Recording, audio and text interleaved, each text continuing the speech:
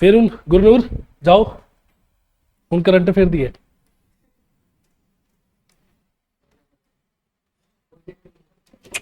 हम थोड़ी बैन देना चाहिए, कह दो सारे नहीं, कदे कदे ला। चलो न्यूज़पेपर पढ़ के कौन कौन आया? अरे वाह, मैंने तो ऐसे नहीं पढ़ के आने। क्यों क्यों पढ़ के नहीं आए बाकी? नैन्सी पढ़ना नहीं? बस से न्यूज़पेपर मिलता है? अच्छा, किन्ने बजे खड़े हो? 10 बजे पहुंचे हो? कितों आने हो? समाना तो आ रहा नेड़े नहीं, दूर है। चलो एक सेकेंड, कितने पौने 2 घंटे? क्योंकि जो पौने 2 घंटे लगते हैं फिर तो टाइम पे चलिए, टाइम पे बस है, टाइम पे पहुंचिए।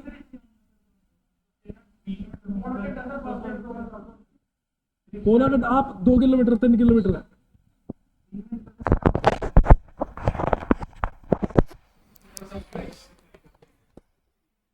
ਤੁਸੀਂ ਜਿਹਦਾ ਸਾਥ ਦੇ ਰਹੇ ਹੋ ਉਹੀ ਤੁਹਾਡਾ ਸਾਥ ਨਹੀਂ ਦੇ ਰਹੀ। ਚਲੋ ਫਸਟ ਹੈ ਅਮੀਬਿਕ ਮੈਨਿੰਗੋ ਐਨਸੀਫੈਲਿਟਿਸ। ਕੇਰਲਾ ਦੇ ਵਿੱਚ ਕੇਸ ਦੇਖਣ ਨੂੰ ਮਿਲਿਆ, ਬਹੁਤ ਇੱਕ ਫੈਟਲ ਡਿਜ਼ੀਜ਼ ਹੈ ਇਹ, ਠੀਕ ਹੈ। ਐਨਸੀਫੈਲਿਟਿਸ ਤੋਂ ਵੈਸੇ ਸਮਝ ਆ ਜਾਣਾ ਚਾਹੀਦਾ ਕਿਸ ਰਿਲੇਟਡ ਹੋਊਗੀ।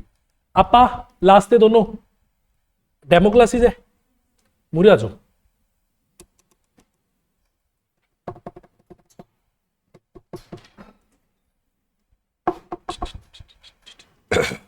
चलो फर्स्ट न्यूज़ है अमीबिक मेनिंगो एनसीफेलिटिस। वैसे तो तुहानू एनसीफेलिटिस तो समझ आ जाना चाहिए कि डिजीज किस चीज नू लैके है किसी नू आइडिया किस चीज नू लैके है? ब्रेन नू लैके, ठीक है। सेंट्रल ब्यूरो ऑफ इन्वेस्टिगेशन कोई क्राइम चल रहा केड़ा? स्टूडेंट्स वाला, बेसिकली नीट के पेपर नू लैके जिहड़े भी स्कैम दे विच आए हैं इन्हां ने कुछ कईयां नू की कीता है, अरेस्ट किया है, ਤੇ ਉਹਦੇ ਰਿਲੇਟਡ ਆਪਾਂ ਸੀਬੀਆਈ ਸਾਰਾ ਕਵਰ ਕਰ ਲਾਂਗੇ।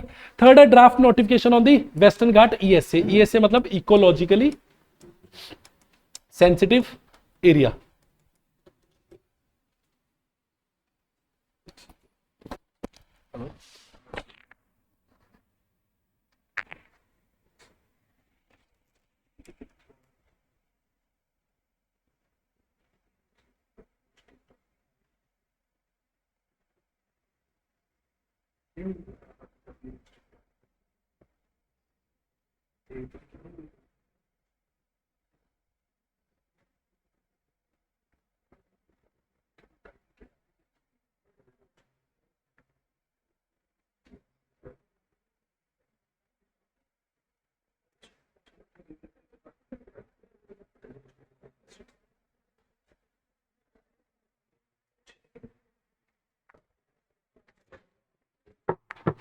चलो इकोलॉजिकल सेंसिटिव एरिया ਨੂੰ ਲੈ ਕੇ ਬੇਸਿਕਲੀ क्वेश्चन है पेपर ਦੇ ਵਿੱਚ। ਇਸ ਤੇ क्वेश्चन आया है कि ਹੁੰਦਾ ਕੀ ਹੈ, ਕਿਹੜੇ ਐਕਟ ਦੇ ਅੰਦਰ ਇਹਨੂੰ ਡਿਕਲੇਅਰ ਕੀਤਾ ਜਾਂਦਾ ਹੈ, ਕਿੰਨਾ ਹੁੰਦਾ ਹੈ। ਸੁਪਰੀਮ ਕੋਰਟ ਦੀ ਇੱਕ ਜਜਮੈਂਟ ਆਈ ਸੀ, ਉਸ ਤੇ ਪੰਜਾਬ ਨੇ ਵੀ ਕੁਝ ਕਾਂਡ ਕੀਤਾ ਸੀ, ਉਹਨੂੰ ਲੈ ਕੇ ਆਪਾਂ ਸਾਰੀ ਚੀਜ਼ਾਂ ਦੇਖ ਲਾਂਗੇ, ठीक है। ਨੈਸ਼ਨਲ ਐਂਬਲਮ ਆਫ ਇੰਡੀਆ ਆਪਾਂ ਕੱਲ ਵਾਲਾ ਕਰਨਾ ਸੀ, ਤੁਹਾਨੂੰ ਅੱਜ ਕਵਰ ਕਰ ਲਾਂਗੇ। ਲਾਸਟ ਹੈ ਅਰਬਨ ਨਾਈਟਮੇਅਰ। ਅਗੇਨ ਆਪਾਂ ਨੂੰ ਬੇਸਿਕਲੀ ਗੈਸ ਲੀਕ ਤੇ फायर ਦਾ ਕੇਸ ਦੇਖਣ ਨੂੰ ਮਿਲਿਆ। रिपीटेड न्यूज़ है, आप ट्राई करते हैं कि पहला 4 वाली न्यूज़ आप कवर कर लिए। टॉपिक समझ आए? चलो नहीं आए? हर्ष आगे आ केड़ा हुंदा आ गया? अच्छा चलो आज सारा फैक्चुअल है, थोड़ा या आह ना साइंटिफिक परपस नाल थोड़ा या डिफिकल्ट वर्ड यूज किए हुए हैं, पर किन्ना क पेपर दे विच पुछया जाऊगा मैं नाल नाल दसदा जाऊंगा। ਉਹਨੂੰ ਧਿਆਨ ਰੱਖਿਓ, ਉਨਾ ਹੀ ਆਪਾਂ ਯਾਦ ਕਰਨਾ ਹੈ, ਠੀਕ ਹੈ। ਤਾਂ ਸਭ ਤੋਂ ਪਹਿਲਾਂ ਕਸੌਰਗੜ ਡਿਸਟ੍ਰਿਕਟ ਕੇਰਲਾ ਦੇ ਵਿੱਚ ਫਰੈਸ਼ ਕੇਸ ਦੇਖਣ ਨੂੰ ਮਿਲਿਆ ਆਪਾਂ ਨੂੰ ਅਮੀਬਿਕ ਮੈਨਿੰਗੋ ਐਨਸੀਫੈਲਿਟਿਸ। ਇਹ ਕੀ ਹੈ? ਇੱਕ ਤਾਂ ਰੇਅਰ ਮਤਲਬ ਬਹੁਤ ਘੱਟ ਚਾਂਸਸ ਹੁੰਦੇ ਆ, ਦੂਜਾ ਲਾਈਫ ਥ੍ਰੈਟਨਿੰਗ ਬ੍ਰੇਨ ਇਨਫੈਕਸ਼ਨ ਹੈ। ਹੁਣ ਇਹਦੇ ਵਿੱਚ ਹੁੰਦਾ ਕੀ ਹੈ? ਬੇਸਿਕਲੀ ਜੋ ਆਪਣੇ ਬ੍ਰੇਨ ਸੈਲਸ ਹੁੰਦੇ ਆ ਉਹਨਾਂ ਦੀ ਇਨਫਲੇਮੇਸ਼ਨ ਹੋ ਜਾਂਦੀ ਹੈ। ਇਨਫਲੇਮੇਸ਼ਨ ਮਤਲਬ ਸੂਜਨ ਆ ਜਾਂਦੀ ਹੈ। ਉਹਦੇ ਨਾਲ ਅਲਟੀਮੇਟਲੀ ਆਪਾਂ ਦੇਖੀਏ ਅਗਰ ਇਹਦੀ ਫੈਟੈਲਿਟੀ ਕਿੰਨਾ ਰੇਟ ਕਿੰਨਾ ਹੈ? 97%। मतलब जे 100 जनिਆਂ ਨੂੰ ਆ ਹੁੰਦੀ ਹੈ ਤਾਂ 97 ਉਸ ਚੋਂ ਮਰਨਗੇ ਹੀ ਮਰਨਗੇ, ਠੀਕ ਹੈ। ਪਹਿਲੀ ਚੀਜ਼ ਆਹ। ਫਿਰ ਇਹ ਹੁੰਦੀ ਕਾਤੋਂ ਹੈ? ਬੇਸਿਕਲੀ ਸਭ ਤੋਂ ਜ਼ਿਆਦਾ ਪਨਪਦੀ ਕਿੱਥੇ ਹੈ? ਵਾਟਰ ਦੇ ਵਿੱਚ। ਜਦੋਂ ਵਾਟਰ ਦਾ ਟੈਂਪਰੇਚਰ ਐਟਲੀਸਟ 35 ਡਿਗਰੀ ਜਾਂ ਆਪਾਂ ਕਹਿ ਦਈਏ ਕਿ ਵਾਰਮ ਹੋਵੇ, ਠੀਕ ਹੈ, ਤੇ 45 ਡਿਗਰੀ ਤੱਕ ਦਾ ਹੀ ਹੋਵੇ, ਤਾਂ ਆਪਾਂ ਕੀ ਇਹ ਟੈਂਪਰੇਚਰ ਰੇਂਜ ਯਾਦ ਰੱਖਣੀ ਹੈ? ਯਾਦ ਰੱਖਣੀ ਹੈ। ਇਹਦੇ ਵਿੱਚ ਕੀ ਹੈ ਕਿ 35 ਤੋਂ 45 ਡਿਗਰੀ ਦੇ ਵਿੱਚ ਅਗਰ ਵਾਟਰ ਦਾ ਟੈਂਪਰੇਚਰ ਹੈ ਤਾਂ ਇੱਥੇ ਚਾਂਸਿਸ ਹੈ ਕਿ ਜੋ ਅਮੀਬਾ ਹੈ, ਠੀਕ ਹੈ, ਇੱਥੇ ਨਾਮ ਲਿਖਿਆ ਹੋਇਆ ਹੈ ਨਾਈਗਰੇਰੀਆ ਫਾਉਲੇਰੀ, ਅਮੀਬਾ ਦਾ ਨਾਮ ਹੈ। ਪੇਪਰ ਦੇ ਵਿੱਚ ਸਿੰਪਲ ਆ ਪੁੱਛਿਆ ਜਾ ਰਿਹਾ ਹੈ ਕਿ ਨਾਈਗਰੇਰੀਆ ਫਾਉਲੇਰੀ ਕੀ ਹੈ, ਕਿ ਇਹ ਬੈਕਟੀਰੀਆ ਹੈ, ਪੈਰਾਸਾਈਟ ਹੈ, ਅਮੀਬਾ ਹੈ। ਹੁਣ ਤੁਸੀਂ ਇਹ ਤਾਂ 6-7 ਚ ਸਾਇੰਸ ਚ ਪੜਿਆ ਹੋਏਗਾ, ਫੰਗਸ ਕੀ ਹੁੰਦਾ ਹੈ, ਅਮੀਬਾ ਕੀ ਹੁੰਦਾ, ਠੀਕ ਹੈ, ਸਿੰਗਲ ਸੈਲ, ਡਬਲ ਸੈਲ, ਤਾਂ ਉਹ ਚੀਜ਼ਾਂ ਨੂੰ ਤੁਸੀਂ ਕਵਰ ਕਰ ਲਓਗੇ, ਵੈਸੇ ਵੀ ਸਾਇੰਸ ਦੀ ਕਲਾਸ ਚ ਪੜੋਗੇ ਵੀ। ਤਾਂ ਪਹਿਲਾਂ ਤਾਂ ਇਹ ਯਾਦ ਰੱਖਣੀ ਹੈ। ਡੈਫੀਨੇਟਲੀ ਆਪਾਂ ਨੂੰ ਕੁਐਸਚਨ ਇਸ ਤੇ ਵੀ ਦੇਖਣ ਨੂੰ ਮਿਲ ਸਕਦਾ ਹੈ ਕਿ ਨਾਈਗਰੇਰੀਆ ਫਾਉਲੇਰੀ ਕੀ ਹੈ, ਕਿ ਇਹ ਅਮੀਬਾ ਹੈ, ਬੈਕਟੀਰੀਆ ਹੈ, ਪੈਰਾਸਾਈਟ ਹੈ, ਵਾਇਰਸ ਹੈ, ਕੀ ਚੀਜ਼ ਹੈ। ਕਲੀਅਰ? ਦੂਜਾ, ਹੁਣ ਇਹ ਆਪਾਂ ਨੂੰ ਮਿਲਦਾ ਕਿਹੜੇ ਚ? ਵਾਟਰ ਚ, ਗਰਮ ਪਾਣੀ ਦੇ ਵਿੱਚ। ਪਰ ਕੀ ਤੁਸੀਂ ਉਹ ਪਾਣੀ ਪੀ ਲਿਆ ਤੇ ਤੁਹਾਨੂੰ ਆਹ ਬਿਮਾਰੀ ਹੋ ਜਾਏਗੀ? ਨਹੀਂ। ਇਹ ਕਦੋਂ ਹੋਏਗੀ? ਜਦੋਂ ਤੁਸੀਂ ਨੋਜ਼ ਤੋਂ ਪਾਣੀ ਨੂੰ ਇਨਹੇਲ ਕਰੋਗੇ।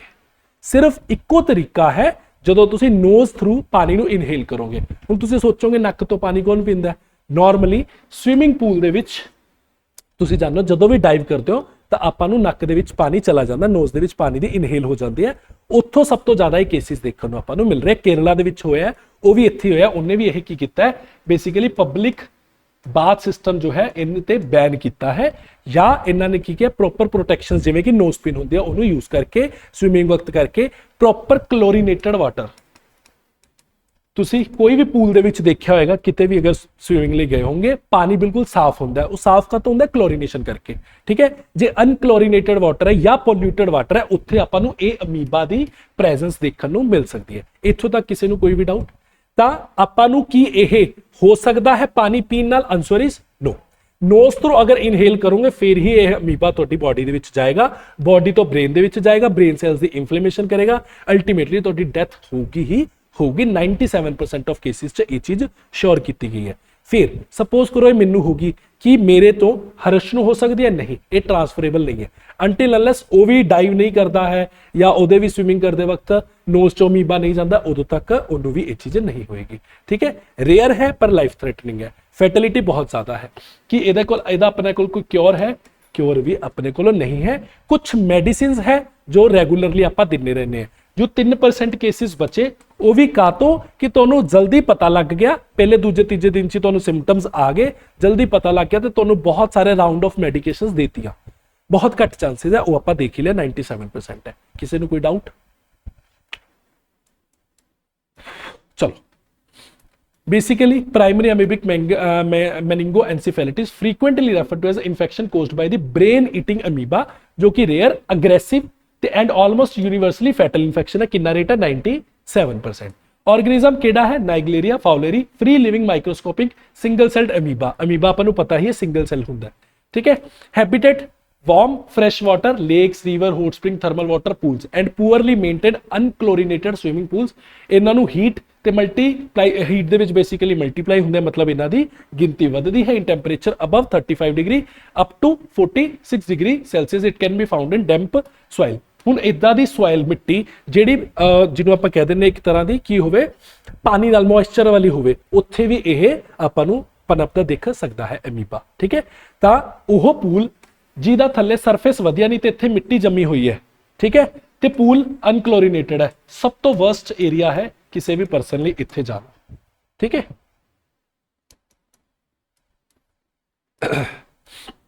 How it enters the body?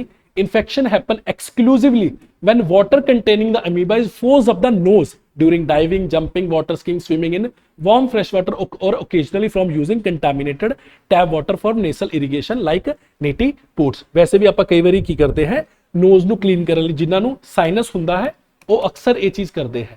Sinus ਪਤਾ ਸਾਰਿਆਂ ਨੂੰ, ਜਦੋਂ ਨੱਕ ਦੀ ਹੱਡੀ ਜਾਂ ਮਾਸ ਦਾ ਵੱਧ ਜਾਂਦਾ ਹੈ ਤਾਂ ਉਹ ਨੋਜ਼ ਨੂੰ ਕਲੀਨ ਕਰਨ ਲਈ ਪਾਣੀ ਇਧਰੋਂ ਨੇਜ਼ਲ ਥਰੂ ਕੀ ਕਰਦੇ ਆ, ਇਨਹੇਲ ਕਰਦੇ ਆ, ਠੀਕ ਹੈ। ਤਾਂ ਉਹਨਾਂ ਨੂੰ ਵੀ ਇਹ ਚੀਜ਼ ਆਉਂਦੀ ਹੈ, ਤਾਂ ਉਹਨਾਂ ਲਈ ਰਿਕਮੈਂਡਡ ਹੈ ਪ੍ਰੋਪਰ ਪਾਣੀ ਨੂੰ ਬੋਇਲ ਕਰਕੇ ਟੈਂਪਰੇਚਰ ਮੇਨਟੇਨ ਕਰਕੇ ਫੇਰ ਕਰਨਾ ਚਾਹੀਦਾ, ਠੀਕ ਹੈ। ਵਟ ਡਜ਼ ਨੋਟ ਕੋਜ਼ ਇਟ? ਕਿਵੇਂ ਇਹ ਨਹੀਂ ਹੋਊਗਾ? You cannot get PM by drinking contaminated water with Naegleria fowleri। ਇਹਦੇ ਨਾਲ ਹੁੰਦਾ ਕਿ ਸਿੱਧਾ ਕਿਹਦੇ ਵਿੱਚ ਜਾਂਦਾ ਹੈ? ਤੁਹਾਡੇ ਸਟਮਕ ਦੇ ਵਿੱਚ ਜਾਂਦਾ ਹੈ, ਤੇ ਸਟਮਕ ਦੇ ਵਿੱਚ ਤੁਹਾਡੇ ਕੋਲ ਬਾਈਲ ਜੂਸ, ਤੇ ਹੋਰ ਕਾਫੀ ਸਾਰੇ ਐਸਿਡਸ ਹੁੰਦੇ ਆ ਜੋ ਇਸ ਅਮੀਬਾ ਨੂੰ ਕੀ ਕਰਦਾ ਹੈ, ਖਤਮ ਕਰ ਦਿੰਦਾ ਹੈ। ਪਰ ਨੋਜ਼ ਤੋਂ ਜਾਂਦਾ ਤਾਂ ਸਿੱਧਾ ਬ੍ਰੇਨ ਦੇ ਵਿੱਚ ਚਲਾ ਜਾਂਦਾ ਤੇ ਬ੍ਰੇਨ ਵਿੱਚ ਤੁਹਾਡੇ ਕੋਲ ਕੋਈ ਬਾਇਲ ਜੂਸ ਪੈਂਕਰੀਅਸ ਵਗੈਰਾ ਨਹੀਂ ਅਵੇਲੇਬਲ, ਠੀਕ ਹੈ, ਤਾਂ ਕਰਕੇ ਪਾਣੀ ਪੀਣ ਨਾਲ ਨਹੀਂ ਹੁੰਦਾ ਇਹ। Clear? It is not contagious, it does not spread from person to person, ਮੇਰੇ ਤੋਂ ਕਿਸੇ ਹੋਰ ਪਰਸਨ ਨੂੰ ਇਹ ਚੀਜ਼ ਨਹੀਂ ਹੋਏਗੀ। ਕਲੀਅਰ? ਇੱਥੋਂ ਤੱਕ ਕਿਸੇ ਨੂੰ ਕੋਈ ਡਾਊਟ? फिर once the water enter the nose the amoeba attaches to the olfactory mucosa, कि ये याद रखना है, याद रखने की जरूरत नहीं है, ब्रेन का पार्ट है। the tissue responsible for sense of smell, ਜਿਹਦੇ ਨਾਲ ਤੁਹਾਨੂੰ ਸਮੈਲ ਦੀ ਬੇਸਿਕਲੀ ਸੈਂਸ ਆਉਂਦੀ ਹੈ, ਨੋਜ਼ ਥਰੂ ਆਉਂਦੀ ਹੈ, ਤਾਂ ਉਹਨੂੰ ਹੀ ਪਹਿਲਾਂ ਇਹ ਖਤਮ ਕਰਦਾ ਹੈ। ਇਹ ਵਰਡ ਮੇਰੇ ਹਿਸਾਬ ਨਾਲ ਪੇਪਰ ਦੇ ਵਿੱਚ ਨਹੀਂ ਪੁੱਛੇ ਜਾਣਗੇ, ਉਹ ਤੁਹਾਡੇ ਤੋਂ ਐਕਸਪੈਕਟ ਨਹੀਂ ਕਰ ਰਹੇ। ਸਿਰਫ ਅਮੀਬਾ ਬਾਰੇ ਪਤਾ ਹੋਣਾ ਚਾਹੀਦਾ, ਨਾਈਜੀਰੀਆ ਫਲੋਰਾ, ਠੀਕ ਹੈ, ਤੇ ਬਾਕੀ ਚੀਜ਼ਾਂ ਬਾਰੇ ਪਤਾ ਹੋਣਾ। Once in a brain it excessively consume brain tissue, necrosis ਕਹਿੰਦੇ ਆ, ਕਾਜ਼ਸ ਮੈਸਿਵ ਇਨਫਲੇਮੇਸ਼ਨ, ਸਵੈਲਿੰਗ ਹੁੰਦੀ ਹੈ, ਪ੍ਰੈਸ਼ਰ ਆਉਂਦਾ ਹੈ, ਰੈਪਿਡਲੀ ਡਿਸਟਰੋਏ ਹੁੰਦੇ ਤੁਹਾਡੇ ਨਿਊਰੋਲੋਜੀਕਲ ਸਟਰਕਚਰ, ਬੇਸਿਕਲੀ ਤੁਹਾਡੀ ਨਰਵਸ ਨੂੰ ਡਿਸਟਰੋਏ ਕਰ ਦਿੰਦਾ ਹੈ। ਠੀਕ ਹੈ, ਇਹੀ ਹੈ ਆਪਣਾ PAM। ਸਿੰਪਟਮਸ ਦੀ ਗੱਲ ਕਰੀਏ, ਸਟੇਜ 1 ਦੇ ਵਿੱਚ ਫਰੰਟਲ ਹੈਡੇਕ ਹੋਏਗਾ, ਹਾਈ ਫੀਵਰ ਆਏਗਾ, ਨਿਊਜ਼ੀਆ, ਵੋਮਿਟਿੰਗ ਹੋਏਗੀ, ਆਲਟਰਡ ਸੈਂਸ ਆਫ ਸਮੈਲ ਔਰ ਟੇਸਟ, ਤੁਹਾਡਾ ਟੇਸਟ ਦਾ ਸਮੈਲ ਤੇ ਸਮੈਲ ਦਾ ਬੇਸਿਕਲੀ ਜੋ ਉਹ ਹੋਏਗਾ ਉਹ ਆਲਟਰ ਹੋ ਜਾਏਗਾ। ਸਟਿਫ ਨੈਕ ਹੋਏਗਾ, ਕਨਫਿਊਜ਼ਨ, ਡਿਸਓਰੀਐਂਟੇਸ਼ਨ, ਹੈਲੂਸੀਨੇਸ਼ਨਸ ਹੋਣ ਲੱਗ ਜਾਣਗੀਆਂ, ਸੀਜ਼ਰਸ ਹੋਣ ਲੱਗ ਜਾਏਗਾ, ਬੈਲੈਂਸ ਨਹੀਂ ਬਣਾ ਪਾਓਗੇ ਬੋਡੀ ਦਾ, ਰੈਪਿਡ ਡਿਸੈਂਟ ਇਨਟੂ ਆ ਕੋਮਾ ਦੇ ਵਿੱਚ ਤੁਹਾਡੇ ਜਾਣ ਦੇ ਚਾਂਸਸ ਵੱਧ ਜਾਣਗੇ। ਕਲੀਅਰ? ਡਾਇਗਨੋਸਿਸ, ਇੱਕ ਆਪਣੇ ਕੋਲੋਂ lumbar puncture, spinal tap basically diagnosis ਦਾ ਮੈਥਡ ਹੈ, नहीं पूछा जाएगा पर पता होना चाहिए। एक स्मॉल नीडल होएगी, सैंपल लेगी ਤੁਹਾਡੀ ਸੈਰੀਬੋਸਪਾਈਨਲ ਫਲੂਇਡ ਦਾ, ਕਿਹਦੇ ਵਿੱਚ ਹੁੰਦਾ ਹੈ, ਬ੍ਰੇਨ ਦੇ ਵਿੱਚ। ਇੱਥੋਂ ਬੇਸਿਕਲੀ ਤੁਹਾਡਾ ਉਹਦੇ ਨਾਲ ਇੰਜੈਕਸ਼ਨ ਨਾਲ ਉਹ ਲਿੱਤਾ, ਉਹਦੇ ਵਿੱਚ ਲਾਈਵ ਆਪਾਂ ਨੂੰ ਅਮੀਬਾ ਰਨ ਕਰਦਾ ਦਿਖ ਜਾਂਦਾ ਤਾਂ ਪਤਾ ਲੱਗ ਜਾਂਦਾ। ਠੀਕ ਹੈ, ਇਹ ਕੀ ਹੈ, fluid protecting your brain and spine so it can be tested. Looking it under a microscope ਆਪਾਂ ਨੂੰ ਲਾਈਵ ਅਮੀਬਾ ਸਵਿਮਿੰਗ ਅਰਾਊਂਡ ਦੇਖਣ ਨੂੰ ਮਿਲ ਜਾਂਦਾ ਹੈ। ਕਿ ਆਹ ਚੀਜ਼ਾਂ ਪੁੱਛਿਆ ਜਾਣਗੀਆਂ, ਲੰਬਰ ਪੰਚਰ ਵਗੈਰਾ ਨਹੀਂ, ਸਿਰਫ ਇਹ ਪੁੱਛਿਆ ਜਾਏਗਾ ਕਿ ਡਾਇਗਨੋਸਿਸ ਲਈ ਆਪਣੇ ਕੋਲ ਕੁਝ ਹੈ ਤਾਂ ਹੈ। ਠੀਕ ਹੈ, ਇੰਨੇ ਮੈਥਡ ਨਹੀਂ ਪੁੱਛੇ ਜਾਂਦੇ, UPSC ਇਹ ਸਭ ਐਕਸਪੈਕਟ ਨਹੀਂ ਕਰਦਾ ਤੁਹਾਡੇ ਤੋਂ। ਫਿਰ ਇਹਨੂੰ ਪੋਲੀਮਰਾਈਜ਼ ਚੇਨ ਰਿਐਕਸ਼ਨ ਨਾਲ ਵੀ ਕੀਤਾ ਜਾ ਸਕਦਾ, PCR। ਠੀਕ ਹੈ, ਜਿਵੇਂ ਆਪਾਂ RT-PCR ਪੜ੍ਹਦੇ ਹੁੰਦੇ, COVID-19 ਦੇ ਵੇਲੇ RT-PCR ਕੀਤਾ ਜਾਂਦਾ ਸੀ, ਤਾਂ ਉਹ ਕੀ ਹੁੰਦਾ ਉਹ ਸਾਇੰਸ ਦੀ ਕਲਾਸਿਸ 'ਚ ਆਪਾਂ ਡੀਲ ਕਰ ਲਾਂਗੇ। ਮਤਲਬ ਇੱਥੇ ਆਪਾਂ ਸਿਰਫ ਇੰਨਾ ਸਮਝਣਾ ਕਿ ਇਹਦਾ ਕੀ ਡਾਇਗਨੋਸਿਸ ਕਿਟ ਹੈ ਜਾਂ ਡਾਇਗਨੋਸਿਸ ਹੋ ਸਕਦਾ। ਪ੍ਰੈਗਨੋਸਿਸ ਦੀ ਗੱਲ ਕਰੀਏ ਤਾਂ debate rate is death rate is over 97%। Only a tiny handful of people across the entire world ਬਚਦੇ ਆ, ਉਹ ਵੀ ਕਾਹਤੋਂ, ਜਿਨ੍ਹਾਂ ਨੂੰ ਸਿੰਪਟਮਸ ਪਹਿਲਾਂ ਆ ਜਾਣ ਤੇ ਉਹਨੂੰ ਨਾਲ ਦੀ ਨਾਲ ਮੈਡੀਕੇਸ਼ਨਸ ਦਿੱਤੀਆਂ ਜਾਣ। ਮੈਡੀਕੇਸ਼ਨਸ ਯੂਜ਼ਡ ਜਿਵੇਂ ਐਮਫੋਟੈਰੀਸਿਨ B ਦਿੱਤਾ ਗਿਆ, ਮਾਈਲੋਫੋਸਿਨ, ਠੀਕ ਹੈ, ਅਜ਼ਿਥਰੋਮਾਈਸਿਨ, ਫਲੂਕੈਨਾਜ਼ੋਲ, ਰਾਈਮਾਫਪਿਨ, ਇਹ ਸਾਰੀਆਂ ਚੀਜ਼ਾਂ ਦਿੱਤੀਆਂ ਜਾਂਦੀਆਂ। ਅਗੇਨ ਦਵਾਈਆਂ ਦੇ ਨਾਮ ਪੇਪਰ 'ਚ ਨਹੀਂ ਪੁੱਛੇ ਜਾਣਗੇ। ਠੀਕ ਹੈ, ਪ੍ਰੀਵੈਂਸ਼ਨ ਕਿਵੇਂ ਕਰ ਸਕਦੇ ਹੋ, ਪ੍ਰੀਵੈਂਟ ਕਰੋ water in your nose, don't stir up mud, mud ਦੇ ਵਿੱਚ ਨਾ ਖੇਲੋ। ਠੀਕ ਹੈ, ਤੇ ਸੇਫ ਸਾਈਨਸ ਰਿੰਸਿੰਗ, ਜਦੋਂ ਸਾਈਨਸ ਯੂਜ਼ ਕਰਦੇ ਹੋ, ਵੈਸੇ ਸਾਈਨਸ ਦੇ ਵਿੱਚ ਨੋਜ਼ ਨੂੰ ਕਲੀਨ ਕਰਦੇ ਹੋ ਤਾਂ ਤੁਸੀਂ ਕੀ ਕਰੋ, ਪਾਣੀ ਨੂੰ ਚੰਗੀ ਤਰ੍ਹਾਂ ਬੋਇਲ ਕਰਕੇ, ਡਿਸਟਿਲਡ ਵਾਟਰ, ਬੋਟ ਸਟਰਲਾਈਲ ਔਰ ਬੋਇਲਡ, ਤੇ ਉਹਨੂੰ ਕੂਲ ਡਾਊਨ ਕਰਕੇ ਫਿਰ ਇਸ ਚੀਜ਼ ਨੂੰ ਕਰੋ। ਠੀਕ ਹੈ, ਇੰਨਾ ਕੀ ਟੌਪਿਕ ਸੀ, ਇਹਦੇ ਵਿੱਚ ਕਿਸੇ ਨੂੰ ਕੋਈ ਡਾਊਟ? ਐਨੀਬਡੀ? ਚਲੋ ਜਲਦੀ ਹੋ ਗਿਆ ਕਿ it is a contagious infection that can be transmitted directly person to person नहीं। Infection occur when contaminated water enter the body exclusively through the nasal cavity. हुण एक्सक्लूसिवली की है, ਇਹਦੇ ਵਿੱਚ एक्सट्रीम वर्ड है, पर ਆਪਾਂ ਇਹਨੂੰ ਪੜ੍ਹ ਲਿਆ ਤਾਂ ਆਪਾਂ ਯਾਦ ਰੱਖਣਾ एक्सक्लूसिव मतलब एक्सक्लूसिव, सिर्फ नोज मतलब सिर्फ नोज। ਇੱਥੇ ਐਵੇਂ ਲਿਖਿਆ ਸਕਦਾ ਨਾ body through the nasal cavity only, ਤਾਂ ਇਹ ਨਹੀਂ ਸਮਝਣਾ ਸਰ ਨੇ ਕਿਹਾ ਸੀ एक्सट्रीम है, हर चीज ਦੇ अलग ਇੱਕ एक्सेप्शन है, एक्सेप्शन ਆਪਾਂ याद करके रखांगे। ठीक है, लाइव है।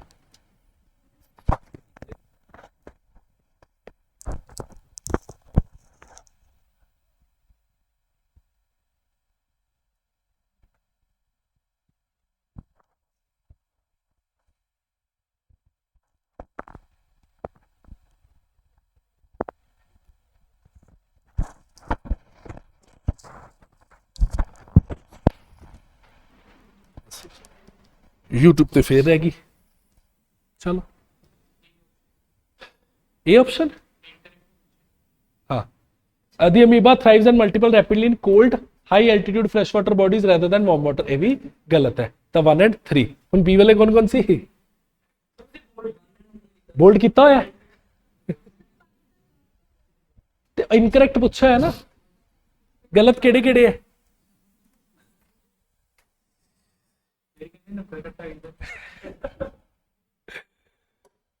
चलो 1 and 3 सेकंड स्टेटमेंट सही है। नजर हटी दुर्घटना घटी, 2.66 गए, चलो, CBI files charge sheet against 13 accused in NEET UG 2026 paper leak. पहले वाला टॉपिक किनू समझ ना आया होवे या जिन्हें क्लास ना लाई होवे, अरे हाथ खड़े करो जिन्हों समझ ना आया होवे। चलो, CBI बारे पढ़ना है, न्यूज़ दे विच कुछ भी नहीं है।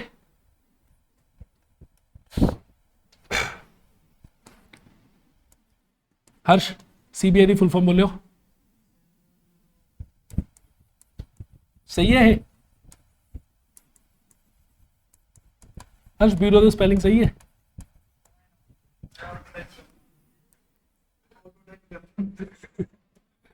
चलो, हुण आपां CBI नूं काफी बारी डील किया होया, जो जो पॉइंट जिन्हों याद है जल्दी जल्दी रिवाइज करते हैं।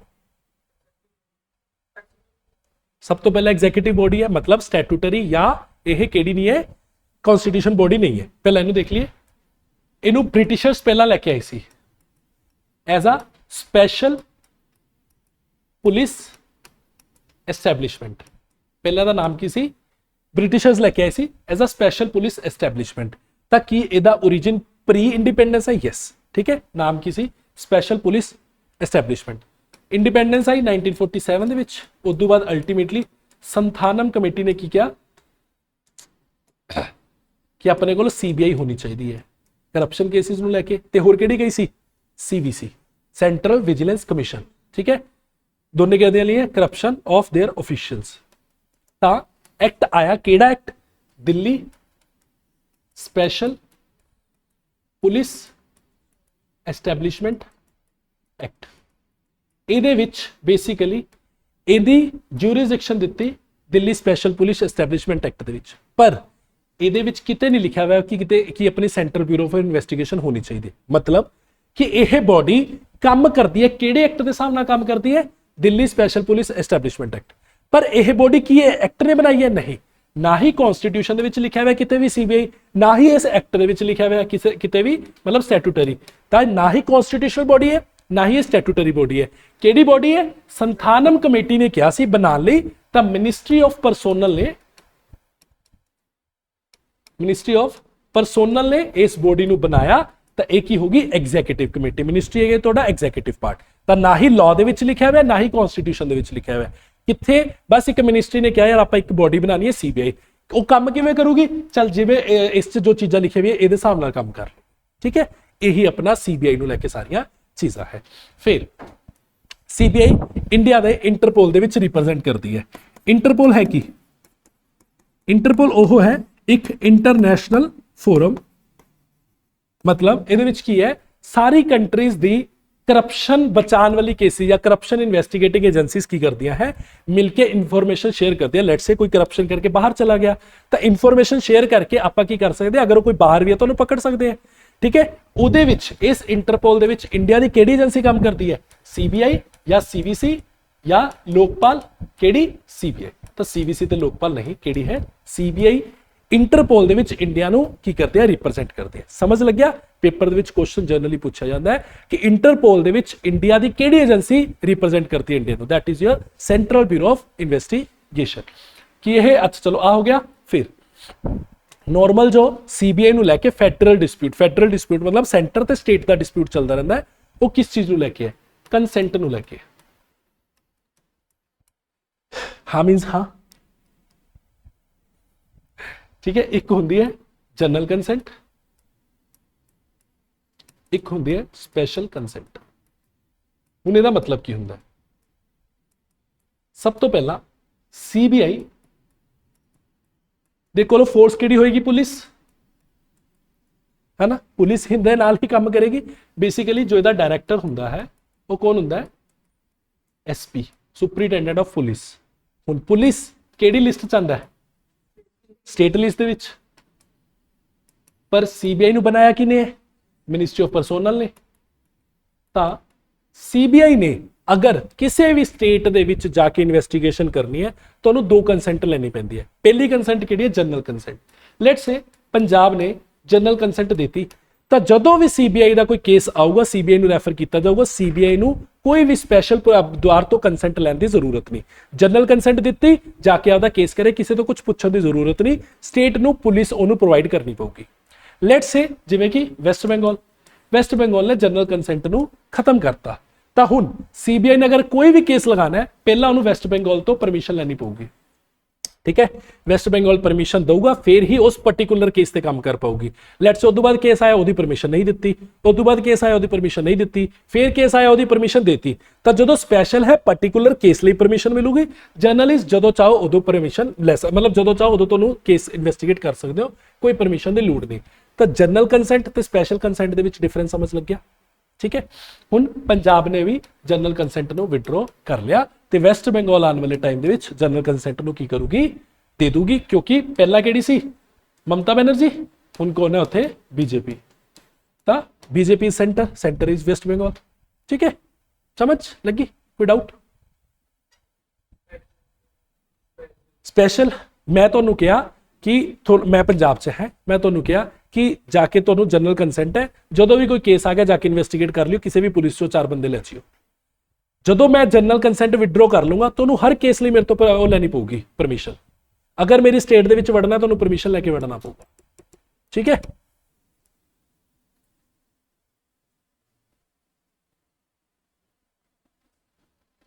चलो केड़ी कमेटी ने रिकमेंडेशन दी सी? Santhanam. CVC central vigilance commission की किने दी सी? संथानम। दोनों की उन्होंने दी सी। सीवीसी सेंट्रल विजिलेंस कमीशन जो है वो केड़ी कमेटी है? एग्जीक्यूटिव, स्टैट्यूटरी या कॉन्स्टिट्यूशन? स्टैट्यूटरी। केड़ा act? Prevention of corruption act 2003। ठीक है, 2 या 3 है। चलो, central bureau of investigation filed chargesheet, ठीक है, इसकी जरूरत नहीं। सीबीआई की प्रीमियर इन्वेस्टिगेटिव पुलिस एजेंसी है इंडिया की। केड़ी मिनिस्ट्री के अंदर आती है? Ministry of personnel. याद रखना है ये मिनिस्ट्री ऑफ होम अफेयर्स के अंदर नहीं हैगी। ठीक है, इत्थे कंफ्यूजन हो सकती है क्योंकि पुलिस सारी किहदे अंडर होंदी है? होम अफेयर्स के अंडर नहीं, एक्ट च है। It operate under jurisdiction of ministry of personnel. Motto के इंडस्ट्री, इंपार्शियलिटी ते integrity. Historical background and origin. अच्छा मैंने दसो सीबीआई दी दोबारा रीअपॉइंटमेंट होनी चाहिए नहीं होनी चाहिए?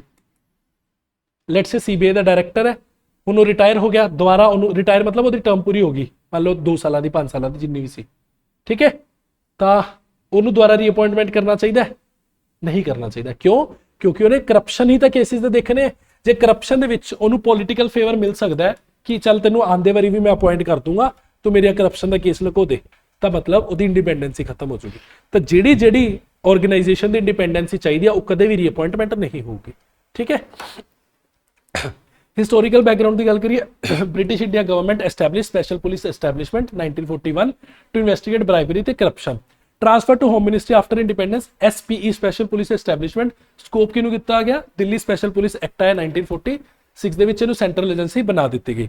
उदू बाद सीबीआई का एक्चुअल बर्थ होता 1963 through the resolution of ministry of home affair government of India officially establish कर दिया सेंट्रल ब्यूरो ऑफ इन्वेस्टिगेशन। बाद विच इहनू मिनिस्ट्री ऑफ परसोनल नू किया जाता है, ट्रांसफर कर दिता जाता है। ठीक है, पहले डायरैक्टर कौन सी? डीपी कोहली। यूपीएससी दे विच नहीं पूछा जाएगा, ग्रुप बी दे पेपर से पूछा जा सकता है। लीगल फ्रेमवर्क ज्यूरिडिक्शन की गल करिए, CBI draw its legal power, establishment power नहीं। लीगल पावर कित्थों आऊगी? Delhi special police establishment act 1946 बन नहीं रही लीगल पावर की ये कर सकती है, ये कर सकती है, इनू जब्त कर सकती है, उन्होंने जब्त कर सकती है, वो सारी किहदे लिखा हुआ है? Delhi special police establishment act. Clear? Consent of the state government, police state subject है, एक जनरल कंसेंट होगी, एक स्पेसिफिक कंसेंट होगी। ठीक है, हाँ ये एक वो है जे लेट्स से सुप्रीम कोर्ट ते हाई कोर्ट विच कोई केस गया हुआ है तो इन्होंने दोवां ने सीबीआई नू कहता जाके तू वैस्ट बंगाल दे विच इन्वेस्टिगेशन करनी है, जे सुप्रीम कोर्ट ते हाई कोर्ट ने किया। फिर भावें जनरल कंसेंट वैस्ट बंगाल ने खत्म भी की हुई है, सीबीआई नू कोई भी परमिशन लैण दी जरूरत नहीं जे उन्होंने कौन डायरैक्ट कर रहा है? सुप्रीम कोर्ट या हाई कोर्ट। क्लियर? ठीक है,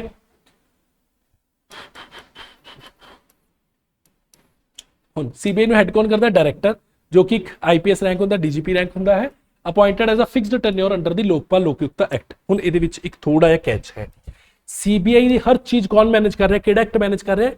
Delhi special police establishment act. पर जो इसका डायरैक्टर है ਉਹਨੂੰ ਅਪਾਇੰਟ ਕੀਤਾ ਜਾਂਦਾ ਫਿਕਸਡ ਟੈਨਿਓਰ ਲਈ under the Lokpal and ਲੋਕਯੁਕਤਾ act 2000 ਸ਼ਾਇਦ 13 ਹੈ ਸ਼ਾਇਦ, ਠੀਕ ਹੈ ਕਲੀਅਰ।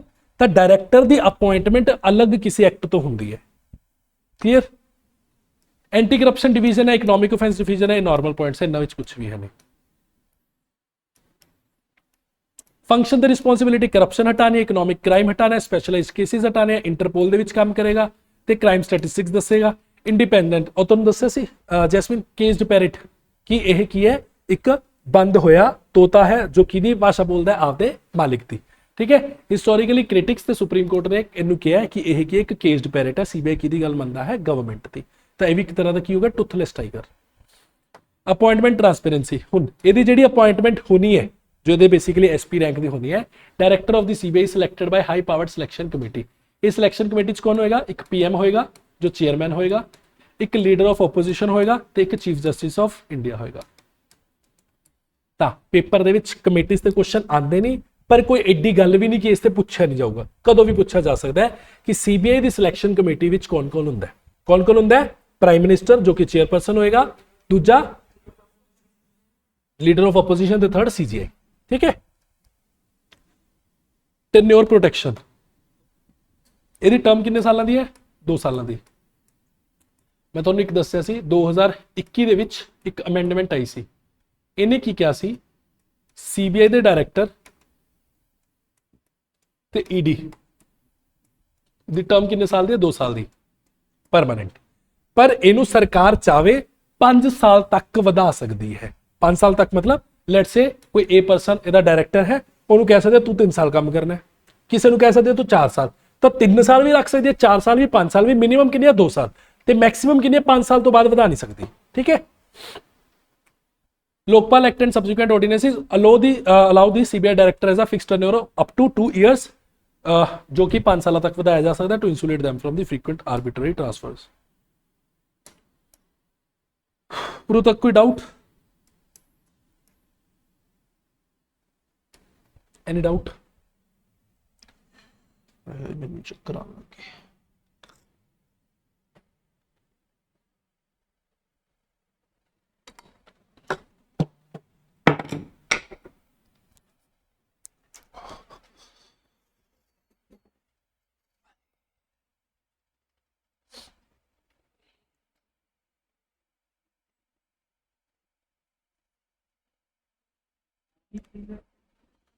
ਬਾਕੀ ਵੀ ਦੱਸੋ।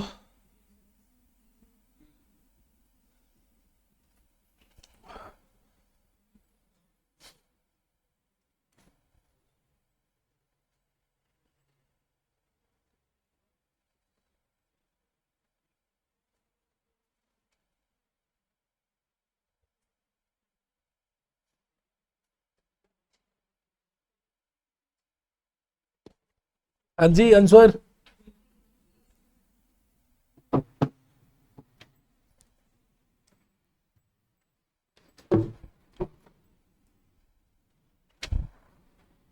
CBI derive its core legal power to investigate from Central Bureau of Investigation Act, सही है। CBI automatically has unfettered jurisdiction to investigate crime anywhere in India without needing any state consent. Director of the CBI is appointed based on recommendation of the high powered committee, जिस chief justice होगा, leader of opposition होगा, the prime minister होगा, ठीक है। The answer is 3 only. कोई doubt?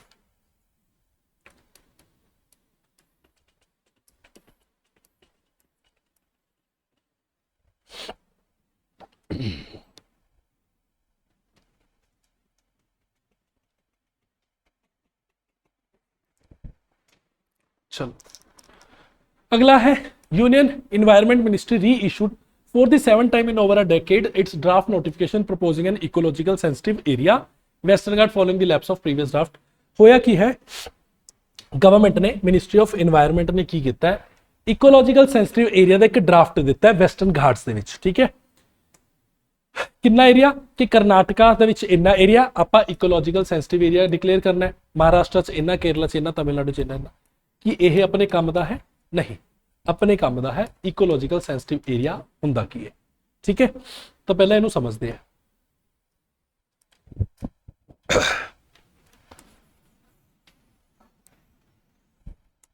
Let's say uh किहड़ी state है, महाराष्ट्र, इन थोड़ा zoom कर लेंगे, ठीक है। ਕਿਹੜੀ ਸਟੇਟ ਹੈ ਇਹ? ਮਹਾਰਾਸ਼ਟਰ, ਠੀਕ ਹੈ। ਇੱਥੇ ਕਿਤੇ ਆਪਾਂ ਨੂੰ ਟਾਈਗਰ ਦੇਖਣ ਨੂੰ ਮਿਲ ਰਿਹਾ,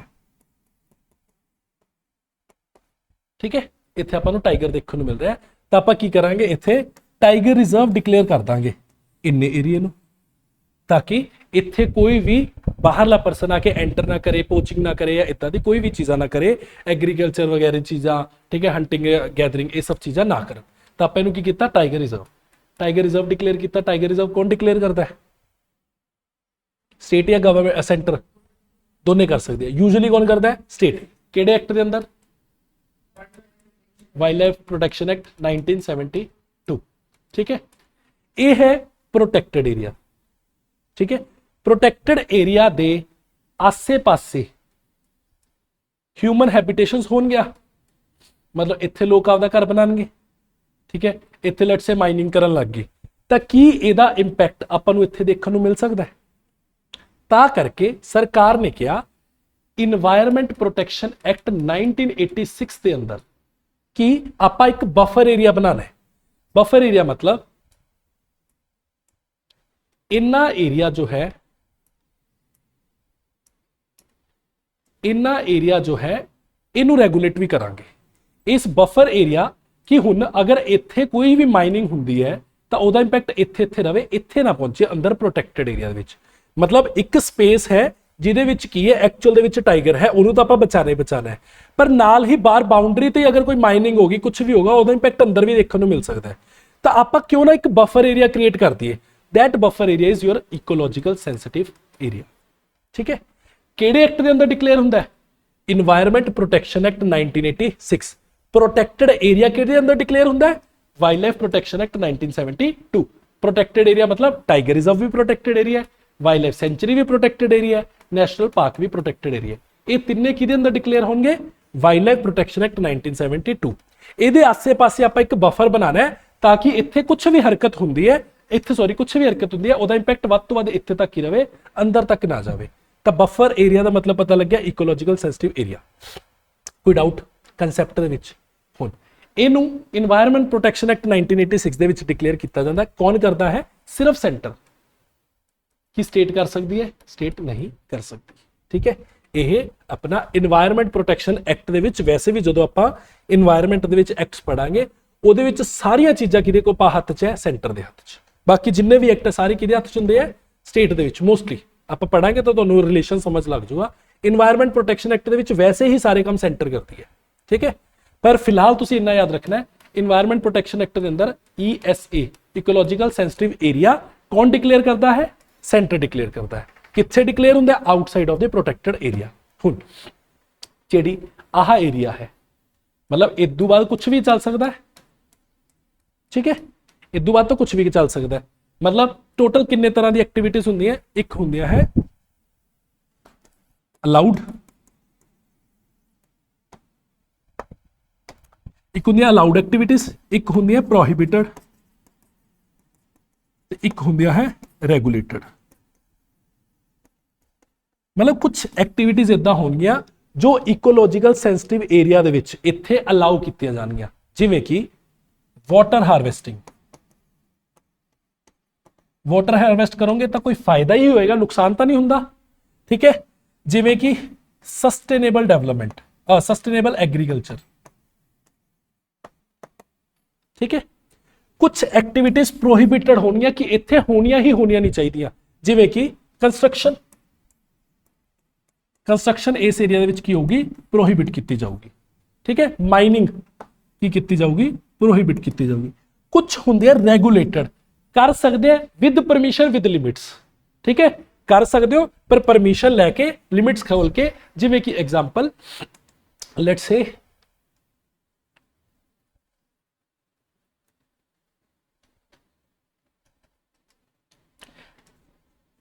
एग्रीकल्चर नूं लैके ही हुंदा है। सस्टेनेबल एग्रीकल्चर तो आपां नूं अलाउड ही होंदी है, बाहर तो सारा कुछ ही अलाउड है, ठीक है। इस एरिया दे विच तीन चीज़ां है। कुछ चीज़ां जमा अलाउड होनी है, किसी तो कुछ पुछण दी नहीं जरूरत। कुछ चीज़ां इदां दी होणगियां जिहड़ियां तुहानूं पुछ के करनियां पैणगियां, ते कुछ चीज़ां इदां दी होणगियां जो तुसीं पुछ के भी नहीं कर सकते, ठीक है। तो 3 तरह की अपनी एक्टिविटीज होंगी है, ये चीज याद रखनी है। हुण सुप्रीम कोर्ट ने की क्या सी कि हर प्रोटैक्टेड एरिया दे विच, अच्छा प्रोटैक्टेड एरिया दे विच कुछ भी नहीं हो सकता, इत्थे तां कुछ भी नहीं हो सकता, ह्यूमन हैबिटेशन हो ही नहीं सकती, ठीक है। सुप्रीम कोर्ट ने की किया 2023-24 दे विच कि हर प्रोटैक्टेड एरिया दे विच एक किलोमीटर का की होना चाहिए, 1 किलोमीटर के रेडियस का इकोलॉजिकल सेंसिटिव एरिया होना चाहिए है। पर उन्हें नाल एक प्रोविजन दी, वो इहदे नाल रिलेटेड नहीं वैसे दस रहे, उन्हें की किया कि स्टेट चाहन तो थोड़ा बहुत आपकी जियोग्राफी के हिसाब नाल इहनूं चेंज कर सकते हैं, थोड़ा बहुत का मतलब की हुंदा है, थोड़ा बहुत। पंजाब गवर्नमेंट ने ਇਹਦਾ रेडियस कितना रखा 50 मीटर, थोड़ा बहुत मतलब थोड़ा बहुत एक्सप्लेन नहीं ना किया, 1000 मीटर चो क्या 50 मीटर ही होना चाहिए, क्यों किया गया इदा, उत्थे हैबिटेशन वधाउण लई। जे आह 1 किलोमीटर ही होवे, मतलब 1 किलोमीटर दे विच तुसीं डिफोरेस्टेशन नहीं कर सकते, 1 किलोमीटर दे विच तुसीं कोई घर नहीं बना सकते, एग्रीकल्चर नहीं कर सकते, पर 50 मीटर करता मतलब सिर्फ इन्ना क एरिया, बाकी सारा कर लो किवें भी कर लो। तो यह पॉलिटिक्स है। बट अज की जो न्यूज़ है वो सिर्फ अपनी वैसटर्न घाट्स नूं लैके सी, ठीक है। वैसटर्न घाट नूं लैके इन्होंने की किया कि जो इन्होंने परसेंटेज दसी उस हिसाब नाल वैसटर्न घाट दे विच की होनी चाहिए है, आपां नूं इकोलॉजिकल सेंसिटिव एरिया नूं डिक्लेयर करना है। किसी नूं कोई डाउट? हाँ अगे आएंगे, सारी एक्टिविटीज दी हुई, ठीक है क्लीयर। स्टेट कर नहीं सकती, सुप्रीम कोर्ट ने कहा सी माड़ी मोटी अल्टर करनी है, 900 रखना है, 950 रखना, 800 रखना है, पर उन्होंने 50 ही रखा, ठीक है। तो पॉलिटिक्स। अच्छा हुण मैनूं दस दो वैसटर्न घाट दे विच किहड़ियां स्टेट्स आती हैं? महाराष्ट्र, गुजरात, करनाटका, गोवा, केरला, तमिलनाडु। कितने हो गया? 6, ठीक है। याद रखना है तमिलनाडु भी आऊगा, ठीक है।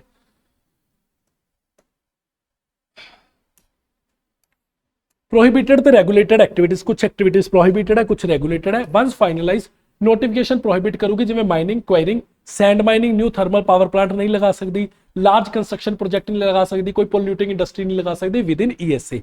स्ट्रिक्टली रेगुलेट करेगी हाइडल पावर जनरेशन। मतलब पेपर दे विच क्वेश्चन अगर यह पास हो गया तो पूछा जा सकता है इन्हां चों किहड़ी एक्टिविटीज रेगुलेटेड है, तो that is your hydel power generation. बाकी तुहानूं उस नाम तो ही पता लग जाएगा कि यह नहीं होनी चाहिए, ठीक है।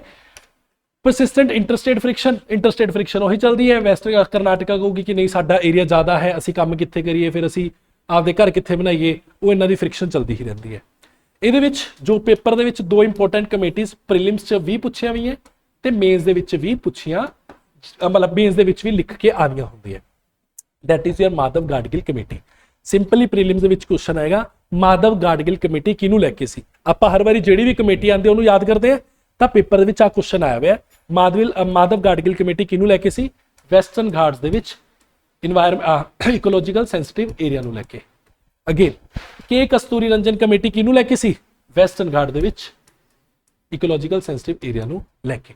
हुण माधव गाडगिल कमेटी ने की रिकमेंड किया? पूरा दा पूरा वैसटर्न घाट नूं इकोलॉजिकल सेंसिटिव एरिया डिक्लेयर कर दो। जो अपनी कस्तूरी रंजन कमेटी इन्हें की कहा सी 37% ऑफ वैसटर्न घाट की होना चाहिए इकोलॉजिकल सेंसिटिव एरिया होता है, मन्नी किसी ने भी, ठीक है।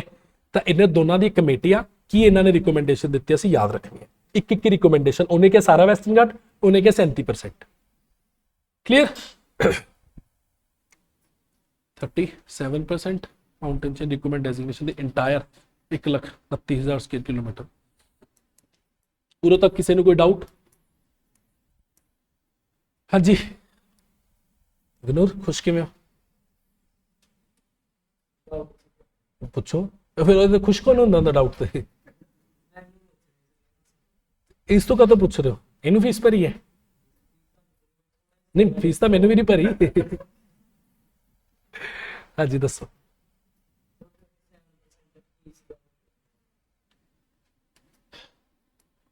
वेस्टर्न घाट्स लेट से आ 6 स्टेट्स है, ठीक है। ਇਹਦੇ ਵਿੱਚ ਇੰਨਾ एरिया सारा वैसटर्न घाट्स आंदा है। वो कहता सारे का सारा इकोलॉजिकल प्रोटेक्शन एरिया कर दो, इकोलॉजिकल सेंसिटिव एरिया वरना ਆਪਾਂ ਕਿੰਨਾ ਪੜਿਆ ਸੁਪਰੀਮ ਕੋਰਟ ਨੇ ਕਿਹਾ ਜਿੱਥੇ ਪ੍ਰੋਟੈਕਟਡ ਏਰੀਆ ਉਹਦਾ 1 ਕਿਲੋਮੀਟਰ ਤੱਕ ਘੱਟੋ ਘੱਟ ਹੋਣਾ ਚਾਹੀਦਾ ਹੈ। ਇਹਨੇ ਕਿਹਾ ਸਾਰਾ ਹੀ ਫ੍ਰੇਜਾਈਲ ਹੈ, ਸਾਰੇ ਨੂੰ ਡਿਕਲੇਅਰ ਕਰ ਦਿਓ, ਕੋਈ ਐਕਟੀਵਿਟੀ ਨਾ ਹੋ ਪਾਵੇ ਤਾਂ ਕਿ ਵੈਸਟਰਨ ਘਾਟ ਬਚ ਜੇ। ਇਹਦਾ 37% ਕਿਹਨੇ ਕਿਹਾ ਸੀਗਾ? ਮਾਧਵ ਗਾੜੀ ਨੇ ਕਸਤੂਰੀ ਰੰਜਨ ਕਮੇਟੀ ਨੇ ਕਿ ਸਿਰਫ 37%, मतलब एक पूरे एरिया का नॉर्मली आप प्रोटेक्टेड एरिया के बाहर ना देखना होंगे। इन्हें क्या वैसटर्न घाट तो सारे का सारा ही अपना फ्रेजाइल है, सारा का सारा वल्नरेबल है, सारे ही डिक्लेयर कर दो। कस्तूरी रंजन ने क्या कि सिर्फ 37% लेट से इन्ना बच जूगा, 37% ही डिक्लेयर करो, उन्ना ही फ्रेजाइल है, सारे करने की जरूरत नहीं एरिया। ठीक है, क्लियर, कोई डाउट? हाँ जी नैंसी, किसी ने कोई डाउट पूछा तो हाथ जरूर खड़ा करोगे, ये भी मैंने पता है।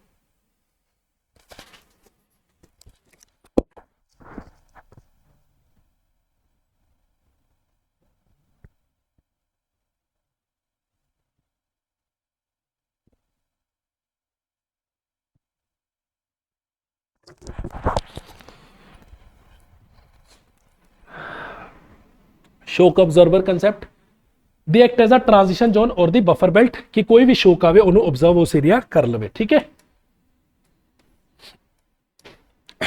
Legal framework origin ecological sensitive area notified by central government under section this environment protection act कौन कर सकता है? सिर्फ सेंट्रल गवर्नमेंट कर सकती है। सुप्रीम कोर्ट की कुछ मैंडेट सी एटलीस्ट 1 किलोमीटर की होनी चाहिए है। एक्सटेंशन 10 किलोमीटर तक बढ़ा भी सकते हो, उन्होंने करने का मतलब नहीं। आ याद कर लो, ये पूछा जा सकता है। सुल्तानपुर नैशनल बर्ड सेंचुरी एक ये मेजर इको सेंसिटिव जोन्स है, कितने? हरियाणा दे विच पहली generation. Karnala bird sanctuary Mumbai, Bandipur Karnataka, Pulicat bird sanctuary Andhra Pradesh ते तमिलनाडु, वेस्टर्न घाट महाराष्ट्र वाला, Sundarbans West Bengal, Okhla bird sanctuary Noida मतलब यूपी। तो यही कुछ अपने इकोलॉजिकल सेंसिटिव जोन्स है आज जो डिक्लेयर्ड है। किसी ने कोई डाउट? इन्हों याद करना है, बिल्कुल करना है। हाँ जी, कोई doubt?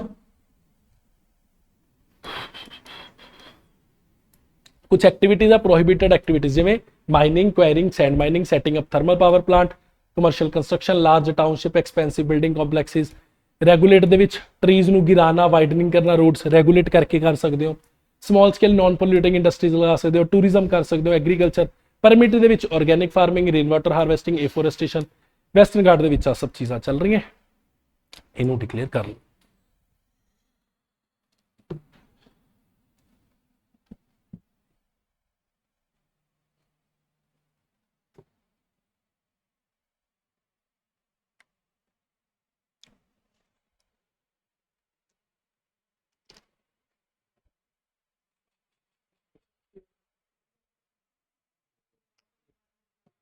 Kasturi Rangan committee approximate 37%, ESA notification completely prohibit all form of human activities नहीं, वेस्टर्न घाट स्प्रैन अक्रॉस 60। ठीक है, 1 and 3।